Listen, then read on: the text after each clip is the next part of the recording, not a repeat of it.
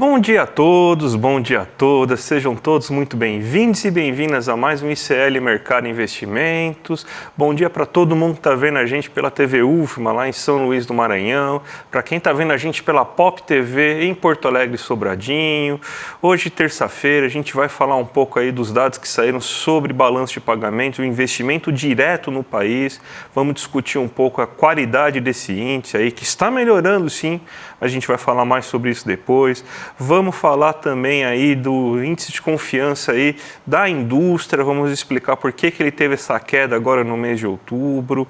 A gente vai falar também aí de falas da Simone Tebet aí, falando mais uma vez aí sobre corte de gastos, vamos repercutir um pouco tudo isso. Mas antes de tudo isso, eu vou dar bom dia para a Débora, que está em casa ainda, se recuperando. Débora, bom dia para você, como você está? Tá melhor?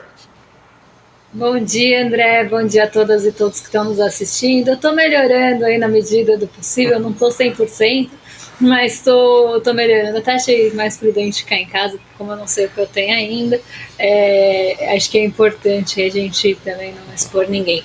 Mas, no geral, estou um pouquinho melhor que ontem. E temos assuntos importantes, polêmicos também para falar aqui, né? Além de todos esses assuntos que o André passou, a gente ainda vai falar daquela polêmica que voltou a aparecer sobre o COI, né, os certificados de operações estruturadas da XP, acabaram causando prejuízos e aparentemente não tinham tido os seus riscos explicados. Eu falo aparentemente porque normalmente realmente não temos esses riscos explicados da forma que deveria. Então a gente vai explicar um pouquinho como funciona e por que isso está acontecendo também. Mas vamos aí para a nossa terça-feira, que tem agenda, tem um monte de coisa pela frente. Então já vamos pular para a agenda do dia de hoje, para todo mundo saber o que o nosso telespectador deve enfrentar, né? A gente está, o dia de balanços, já deu para ver logo no comecinho da agenda, um monte de balanços saindo, né, Débora? Então vamos lá passar pela agenda do dia?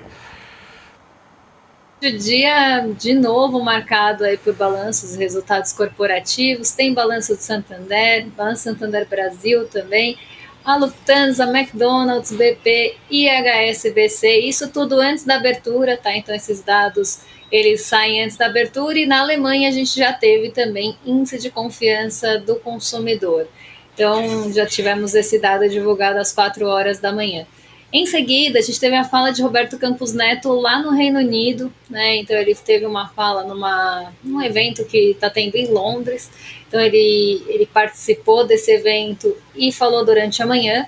Às 8 horas da manhã saiu a confiança da indústria, dado esse que a gente vai passar para vocês com detalhes. E às 8h30 o Banco Central divulgou o investimento direto no país de setembro, dado também que a gente vai passar para vocês. Temos estoques no atacado de setembro nos Estados Unidos e hoje começam também aqueles dados relativos a emprego por lá. Então começa sempre pelo JOLTS, né, que é o relatório de abertura de vagas. Depois a gente tem o ADP, que é o relatório de vagas no setor privado, que eu sempre gosto de fazer um paralelo só para vocês lembrarem aqui que é vagas no setor privado, que seria grosseiramente parecido com o nosso CAGED. E depois sai o payroll. Esse sim que é o dado mais completo do mercado de trabalho dos Estados Unidos, né, que é o último que sai. Essa semana, então, vai ser marcada por esses três dados de mercado de trabalho, mas também resultados de grandes empresas de tecnologia. Inclusive, se quiserem passar aí a página para a gente pegar os outros dados, hoje já começa o fim, né, dessa espera pelos resultados das grandes empresas de tecnologia nos Estados Unidos, porque depois do fechamento sai o balanço da Alphabet. Então é o primeiro das grandes empresas de tecnologia, na verdade é a primeira, que vai divulgar o seu resultado. Tem também a AMD hoje, American Micro Devices, e o balanço da Visa. Então essa semana ela deve ser marcada muito, né, pensando na agenda do exterior, por esses dados relativos ao mercado de trabalho e os resultados das Big Techs, como são chamadas as grandes empresas de tecnologia. Então está todo mundo à espera desses dados de uma forma global para tomar posicionamento. Aliás, já entrou na nossa abertura de mercado, né, com aquela notícia que a gente sugere todo dia para vocês falarem, para vocês verem o que aconteceu, o que pode acontecer, o que está no radar, né, Débora? A gente vê aí que na Ásia, né, você teve também já uma postura bem marcada pela espera dessas empresas de tecnologia, né? Os mercados, principalmente aqueles mais ligados ao Ocidente, que é o Nikkei 225, é o principal expoente desses mercados aí, já apresentando aí uma alta, né, já na esteira aí de boas expectativas em relação a essas empresas de tecnologia, né? Exatamente. A Ásia hoje ela respondeu a diversos fatores. A gente não teve um fator único que direcionou o continente asiático. Um dos fatores realmente foi esse da espera pelos balanços de tecnologia, uma expectativa mais positiva, inclusive, do que deve vir desses resultados. Então, isso acaba influenciando a Ásia. Lembrando que a Ásia tem uma participação grande, tanto no mercado consumidor, como também, muitas vezes, fornecedor para algumas empresas. Então, tem uma ligação muito grande com o setor de tecnologia dos Estados Unidos. Em algumas empresas, essa ligação é ainda maior. Então, isso acaba trazendo essa espera para até saber qual foi a participação do mercado asiático e a influência disso nas empresas de tecnologia. Então tem esse fator que já acaba impulsionando, mas a gente teve outros dois fatores que também trabalharam para a Ásia continuar em alta. No caso do Nikkei 225, que é o que vocês estão vendo na tela, Nikkei 225 é o principal indicador, né, o principal índice japonês, ele ficou no terreno positivo, teve mais um dia de alta, ainda na esteira do movimento de ontem. Então, ontem o iene se desvalorizou e acabou favorecendo ali as empresas exportadoras, que são grande parte do índice japonês. Então, esse movimento continuou hoje e continuou também naquele movimento de eleições gerais que aconteceram e o primeiro-ministro que não tem a maioria dessa vez, maioria parlamentar. Então, tudo isso influenciou o movimento do Nikkei 225. O Xangai Composto ele acabou ficando um pouquinho pressionado por conta das empresas ligadas à energia. Então, a gente teve esse movimento divergente no Xangai Composto que teve essa pressão um pouco maior, mas um ponto que eu queria trazer da China, que acaba influenciando bastante a gente aqui no Brasil, é a nova expectativa por novos estímulos, né? Parece também que eu estou sempre falando a mesma coisa, mas dessa vez a China, e deve aprovar nas próximas semanas, anunciou um aumento da dívida, e esse aumento de dívida pode ser maior dependendo do resultado das eleições dos Estados Unidos. Na expectativa de que a China vai ali aumentar a sua dívida para estimular a economia, os mercados emergentes e exportadores de commodities, caso aqui do Brasilzão, acabaram abrindo hoje no positivo. Então, a gente está respondendo mais aos fatores da China do que dos Estados Unidos hoje, justamente nessa expectativa da aprovação do aumento da dívida. E caso, né, e aí a condicionante é essa, caso Donald Trump ganhe ali a eleição, esse pacote pode ser ainda maior.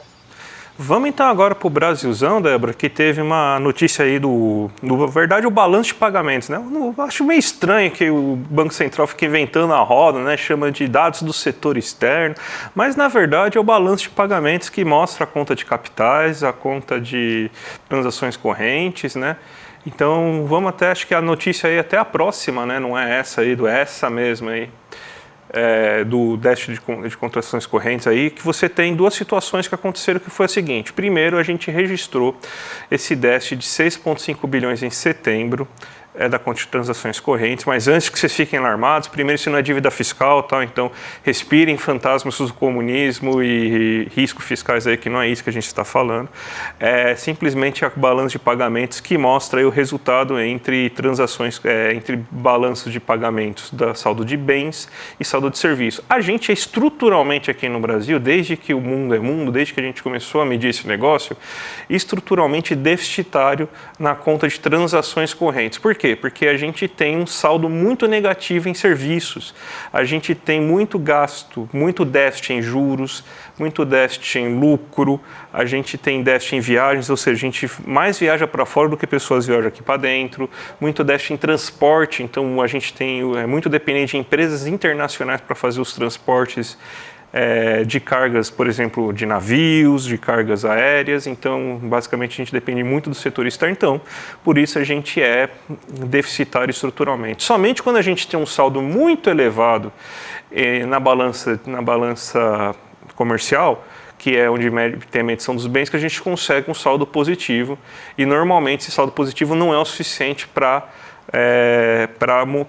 reverter o déficit que a gente tem estruturalmente em balança de serviço. Então, mesmo, ainda mais que a gente tem uma queda no saldo da balança comercial, porque a gente está importando muitos bens aí, como por exemplo, bens para investimento das empresas, então a gente vê aí que realmente o déficit ele acaba se elevando um pouco mais. O mais importante de tudo isso é a gente observar a questão do investimento direto do país, que é o que os investidores gostam mais de ver, e a gente já chega em 70,2 bilhões de investimento direto no país, no acumulado em 12 meses. E mais importante do que isso, não é somente ver a entrada de capital, ou seja, a entrada de recursos financeiros aqui dentro do país, é ver a qualidade desses recursos. E a gente vê aí duas modalidades que chamam bastante atenção. Tá aqui ó, o nível de investimento direto no país, aí se vocês quiserem mostrar o gráfico aqui para a gente já dar, para a gente conseguir observar, né? A gente tem aí que o investimento direto no país desse mês foi de 5,2 bilhões. Está tendo uma leve queda aí, se você pegar no mensal, só que o acumulado em 12 meses continua tendo uma alta. E o mais importante, a gente vê a qualidade que a gente tem aí desse nível de investimento direto. Até acho que seria legal a gente colocar agora o acumulado em 12 meses para vocês verem aí que a tendência de alta. A gente já está em 3,2% do PIB no acumulado em 12 meses. E como que foi a qualidade? A gente teve aí desses 5,2 bilhões de saldo somente no mês de setembro, com 2,2 bilhões disso foram de reinvestimentos de lucro, ou seja, lucro que não foi para fora do país.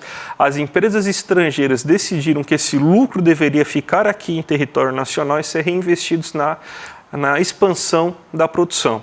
Ou seja, esse movimento que a gente está vendo de elevado nível de investimento na economia brasileira também se reflete aí nesses investimentos diretos no país. E o outro ponto que chama a atenção também a quantidade aí de títulos mais especulativos, que a gente chama dos títulos em carteira, né, que são aqueles que geralmente vão para a Bolsa, para o mercado financeiro brasileiro, é a grande saída de títulos que você teve aí,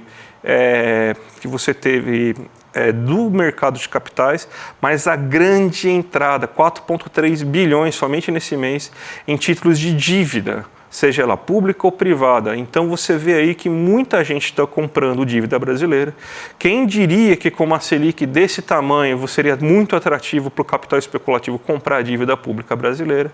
Mas a gente vê esses dois lados da moeda. Ao mesmo tempo que a Selic está aumentando o nível especulativo aí do nosso investimento direto no país, de outro lado, o capital real também está entrando em níveis bem mais elevados, Débora. E não é de se espantar ninguém, né, que essa alta da Selic e esse diferencial de juros que vai começar a acontecer agora, justamente, se a gente for comparar, né, principalmente se a gente for comparar com os Estados Unidos, então, nosso diferencial de juros para os Estados Unidos que está em queda, essa diferença vai aumentar, vai atrair mais recursos especulativos. A gente está falando isso há um bom tempo aqui no mercado de investimentos, né? Então, agora a gente consegue ver dados mostrando esse fator para vocês verem que a gente não está falando aí também. Não estava tirando isso do nada, né? E não estava dando nenhuma besteira. Isso tende a acontecer e procurar mais realmente dinheiro na renda fixa, porque isso também diminui o apetite pelo risco no mercado mais de ações ou nos mercados mais arriscados, porque ganhar o que se ganha na renda fixa brasileira não é para qualquer um, por isso que a gente está lá no segundo lugar nos maiores juros reais do mundo. Exatamente. Vamos falar agora também de outro assunto aí que foi divulgado nessa manhã, né, que é a confiança da indústria, né? Você teve uma confiança da indústria caindo em outubro, a percepção ainda é muito positiva em relação ao presente, então todo mundo vendo uma demanda aquecida aí, só que você teve uma formação de estoques bem elevada e esses estoques estão em um nível um pouco acima daquilo que era desejado pela indústria, né, Débora? Então isso aí também ajuda a explicar. E um pouco de queda aí, né, talvez inclusive até já ligado à maior percepção de juros futuros, o que talvez faça com que a economia brasileira não tenha uma demanda tão alta assim no futuro, ou até porque você já teve um nível de investimento muito elevado aí por boa parte do ano, né? Você tem então um recuo, né, dessa expectativa sobre o futuro e esse aumento aí de estoque, né? Exatamente. Os pontos que ficaram aí em destaque nesse último índice de confiança, né, ou sondagem da indústria de outubro da FGV, foram justamente esses, né? Os juros, eles podem se impressionar essa demanda no futuro e podem pressionar inclusive os níveis da indústria, porque os custos vão ficar mais altos, os custos financeiros vão ficar mais altos, então isso acaba impactando a confiança do setor. Então, quando a gente olha ali o índice da situação atual, ele ficou ainda praticamente, índice da situação atual é como o setor avalia a situação atual do país, né? Então, para o setor, né, aqui no caso. Então, o índice da situação atual, ele teve uma pequena queda, mas ele ficou praticamente igual ao mês passado. O que realmente puxou o índice de confiança para baixo, que acaba sendo uma composição desses outros dois, foram as expectativas, né? O índice de expectativa, ele caiu de setembro para outubro. Então, se vê uma expectativa pior do que se via no passado, né? Então, se a gente pegar agosto, a gente tinha uma expectativa mais alta para o futuro e essa expectativa, essa análise das expectativas foram caindo ao longo de setembro e outubro. E justamente, né, essas expectativas que estão puxando os 2 meses de queda da confiança da indústria, o segundo mês de queda que a gente tem no indicador. Quando a gente olha aquela comparação, que eu acho que fica até mais fácil para a gente ver, aquela comparação em relação ao mês anterior, em relação ao ano anterior, isso fica mais nítido. Então, o índice de confiança cheio, né, que a gente chama, que é a confiança mesmo da indústria, caiu 0,6 ponto percentual em relação ao mês passado. Então, em relação a setembro, o índice de confiança ficou 0,6 ponto menor. A situação atual, como eu falei, ela praticamente andou de lado. A queda foi só de 0,1 ponto percentual, então uma queda pequenininha. A situação atual ainda é vista de uma forma até positiva quando se olha o relatório inteiro ali da sondagem da indústria, mas as expectativas realmente caíram. E essas expectativas, sim, estão bem ligadas ao fator aí da alta dos juros, que pode aumentar os custos. E aí a gente tem também a formação dos estoques, porque por mais que a demanda ainda esteja aquecida, os estoques estão começando a ser formados. Se a gente começar a ter uma formação de estoque maior, a indústria vai colocar um pouquinho o pé no freio, ela não vai produzir tanto porque já está se formando um estoque grande.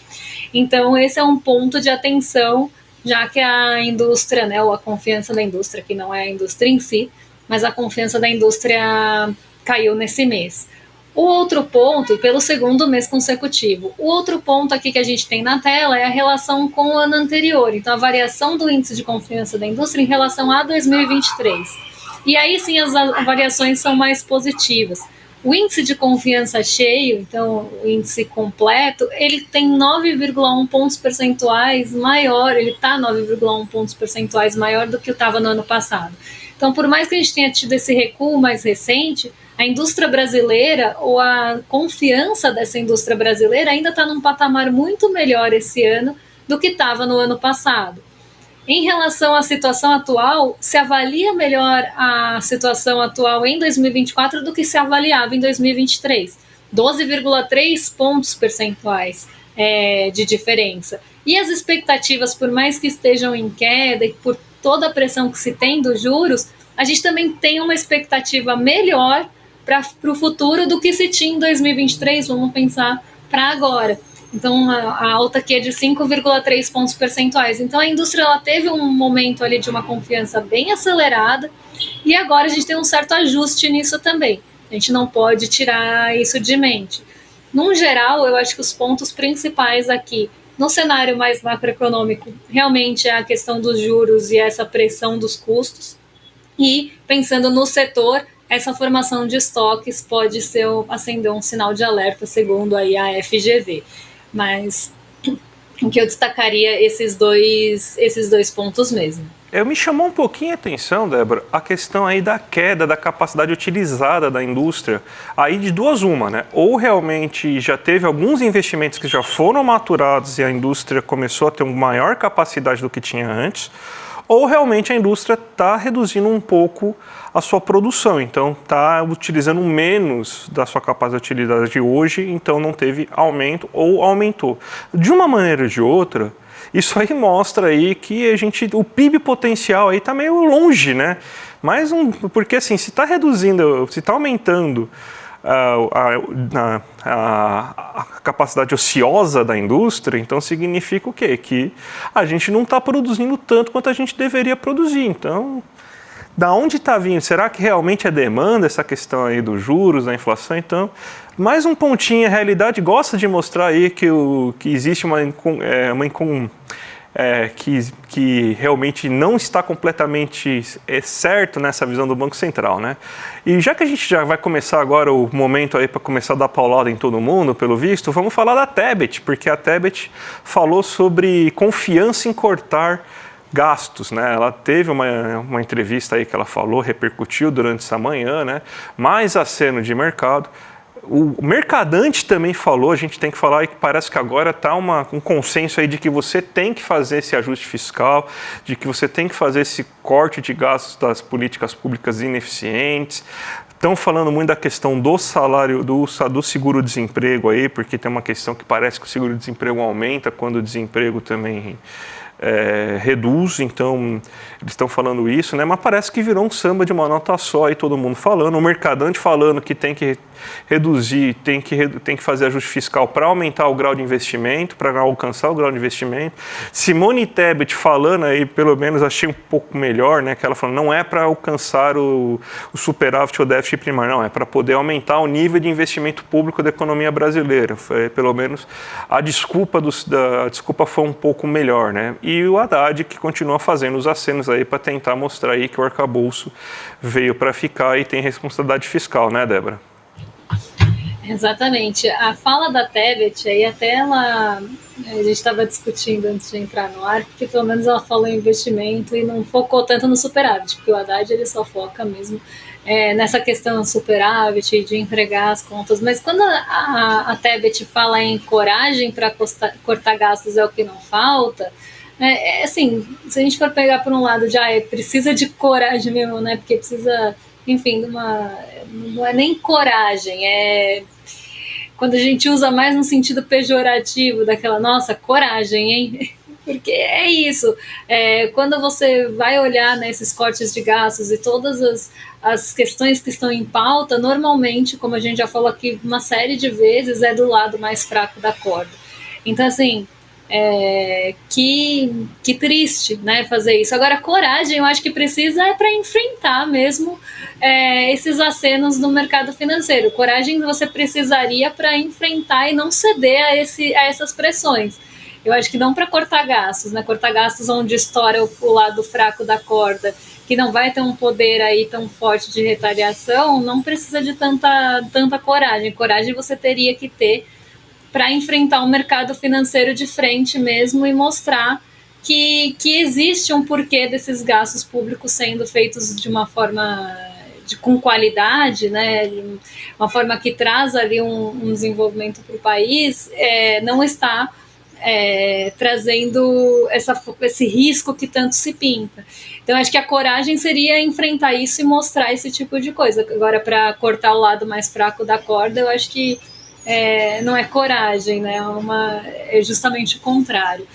Mas vamos seguir, né? Porque a gente tem mais um assunto para falar para vocês, nosso tempo está esgotando, que é a questão dos COIs, que voltou para a manchete, né? COIs, para quem não sabe, são certificados de operações estruturadas, né? E investidores eles chegaram aí à justiça contra as corretoras porque tiveram prejuízos aí imensos em relação a COIs e também vendas casadas desses COIs, né? Até para concessão de empréstimos, assessores de investimento falando que caso você pegasse um empréstimo e o COI, o que você ia receber do COI, ia superar os empréstimos. A questão aqui, né, acho que desde que eu entrei no Investidor Mestre mesmo há 3 anos, acho que a minha primeira live que eu fiz no Investidor Mestre, eu falo de COI, gente, porque o COI ele tem uma armadilha enorme por trás, justamente na falta de transparência que existe na venda ou na oferta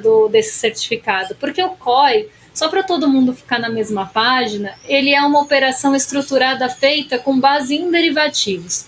Então você consegue estruturar uma operação de tal forma que você tem uma trava de alta, mais do que aquilo você não ganha, mas você também tem uma trava de perda. Você não vai perder mais do que 100%, ou você não vai perder ali, às vezes não tem a perda, né? Você consegue proteger o capital, talvez não tenha nenhum ganho também.